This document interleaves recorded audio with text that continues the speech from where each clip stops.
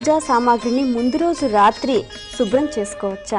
దేవీ భాగవతంలోనే తృతీయ స్కంధంలో 3వ స్కంధంలో చెప్పారు, తెల్లవారితే పూజ అనగా ఈరోజు రాత్రికే పూజా సామాగ్రి సిద్ధం చేసుకోండి, పూజా మందిరం శుభ్రం చేసుకోండి, పువ్వులు మొదలైనటువంటివి మరీ వాడిపోతే తప్ప లేకపోతే అన్నీ కూడా రాత్రికి సిద్ధం చేసుకుని పొద్దున్నే పూజ ప్రారంభించుకోవచ్చు. అయినా పూజ మరి కాసేపట్లో ప్రారంభమవుతుంటే అప్పుడు తుడుచుకోవడం లేదా అప్పుడు కడుక్కోవడం మొదలెట్టకూడదు.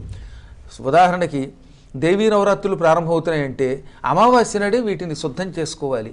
ఏది పూజా మందిరం పాత్రలు అన్నీ శుద్ధం చేసి అంటే కడిగి ఆ తర్వాత పూజా సామగ్రి సిద్ధం చేసి అంటే పూజా మందిరం శుద్ధమవ్వాలి, పూజా సామగ్రి సిద్ధమవ్వాలి, అప్పుడు పూజ చేయండి అని చెప్పారు.